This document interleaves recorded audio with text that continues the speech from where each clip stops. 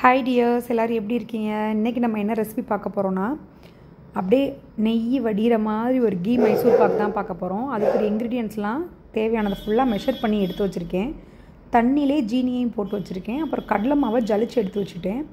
நெய் வந்து கெட்டியாக இருக்கக்கூடாது. நெய் வந்து ஒரு மாதிரி ஃப்ளோயிங் கன்சிஸ்டன்சியில் இருந்தால் தான் நம்ம அந்த கடலை மாவை நெய் ஊற்றி கரைக்கும் போது நல்லா கரையும்.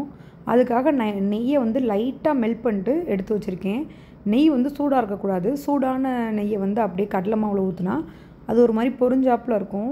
நெய் மைசூர் பாக்குக்கு அது நல்லா இருக்காது. அதனால் லைட்டாக வெதுப்பாக எடுத்து வச்சுருக்கேன். இந்த இன்க்ரீடியன்ஸோட அளவெல்லாம் நான் டிஸ்கிரிப்ஷனில் மென்ஷன் பண்ணுறேன், பார்த்துக்கோங்க.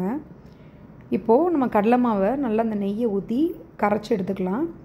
மொத்த நெய்யையும் ஊற்றி கரைக்க தேவையில்லை. பாதி நெய் கரைக்க தேவையான அளவு நெய்யை ஊற்றிட்டு மிச்சம்லாம் நம்ம கிண்டுவோம் பார்த்திங்களா, கடலை மாவை போட்டு கிண்டும் போது அதில் போட்டு கொஞ்சம் கொஞ்சமாக நெய்யை ஆட் பண்ணி செஞ்சுக்கலாம்.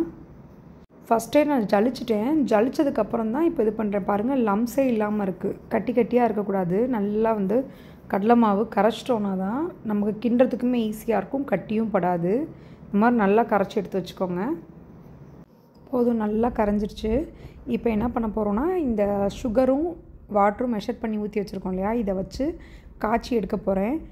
இப்போ டைம் பார்த்துக்கோங்க. டைம் வந்து 1 o'clock 10 நிமிஷம் இருக்குது. இப்போ வந்து நம்ம எவ்வளோ நேரம் நம்ம ரெடி பண்ணுறோன்னு பாருங்கள்.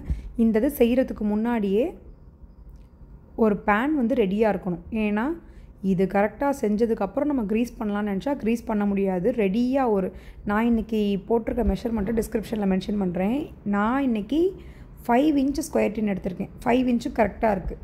பாருங்கள், ஒரு 5 minutesல நம்ம காய்ச்சும் போது லைட்டாக தான் ஒரு ஸ்ட்ரிங் வருது. இன்னும் கொஞ்சம் வரணும்.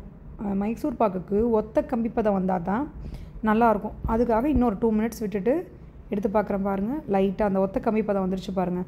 இதுதான் கரெக்டான டைமு. இப்போ நம்ம அந்த மாவை இதில் ஊற்றிக்கின்னா கரெக்டாக அந்த மைசூர் பாக்கு நமக்கு எடுக்கும்போது உடையாமல் அப்படியே ஷேப் ரொம்ப அழகாக வரும். இப்போ கரைச்சதை எடுத்து உள்ளே ஊற்றி கிண்டிக்கலாம். மெதுவாக பண்ணணும். மெதுவாக பண்ணும்போது தான் கரெக்டாக அந்த லம்ஸ் இல்லாமல் அப்படி கிண்டி விட்டுட்டே பண்ணோன்னா இது கரெக்டாக இருக்கும். நீங்கள் ஃபுல் நெய்யும் ஊற்றணும்னு அவசியம் இல்லை. நான் இன்றைக்கி ஃபுல்லாக நெய் ஊற்றிருக்கேன். உங்களுக்கு நெய் பிடிக்கலன்னா பாதி நெய் பாதி எண்ணெய் கூட கலந்துக்கலாம். எண்ணெயை ஊற்றி, ஆனால் மெஷர்மெண்ட் வந்து இதே மெஷர்மெண்ட் போடுங்க. எண்ணெய் பாதி நெய் பாதி சேர்த்துக்கோங்க. ரொம்ப எனக்கு நெய் ஸ்மெல் பிடிக்காது அப்படின்றவங்க எண்ணெய் பாதி நெய் பாதி சேர்த்துக்கலாம். அதுவும் நல்லா டேஸ்ட்டாக இருக்கும். அடுப்பு எப்பவுமே நல்ல மீடியம் ஃப்ளேமில் இருக்கணும். ரொம்ப ஃபுல்லாக வச்சிங்கன்னா டக்குன்னு வந்து கீழெல்லாம் அடிப்பிடிக்க ஆரம்பிச்சிடும். அது மாதிரி கைவிடாமல் கிண்டிகிட்டே இருக்கணும். அதுக்காக தான் பேனில் கூட முன்னாடியே ஆயிலோ இல்லைனா பட்டரோ க்ரீஸ் பண்ணி வச்சுருங்க, ரெடியாக வச்சுருங்கன்னு சொல்கிறது. இது குயிக்காக ரெடி ஆகிடும். மிஞ்சி போனால் ஒரு 10 to 15, ஏன்னா நம்ம போட்டிருக்க அளவு கம்மி தான். நான் ஒரு 10 pieces வந்தால் போதும் அப்படின்னு சொல்லிட்டு கம்மியாக தான் போட்டிருக்கேன். இப்போ நம்ம போட்ட அளவுக்கு ஒரு 1/4 மணி நேரத்துலேயே மைசூர் பாக் ரெடி ஆயிரும். அதனால் நல்லா கைவிடாமல் கிண்டிகிட்டே இருங்க, ஸ்லோ ஃப்ளேமில் வச்சு.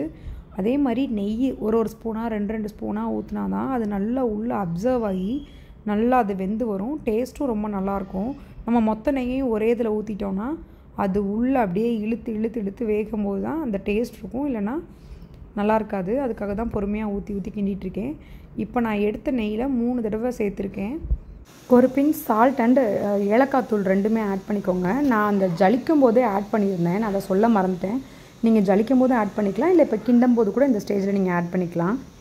நம்ம மெஷர் பண்ணி வச்சுருந்த நெய்யை ஃபுல்லாக ஒரு 4-5 பேட்சாக நான் ஆட் பண்ணிட்டேன். இப்போ பாருங்கள், நெய் ஃபுல்லாக காலி. அந்த நெய்யை நம்ம ஊற்றின நெய்யெல்லாம் நல்லா அப்படியே அப்சர்வ் பண்ணிக்கிச்சு. இப்போ நல்லா வெந்ததுக்கப்புறம் மேலே பார்த்திங்கன்னா ஒரு மாதிரி கலர் சேஞ்ச் ஆகி பொறுன்னு வரும்ல, ஒரு மாதிரி நுரக்கட்டின மாதிரி வரும்.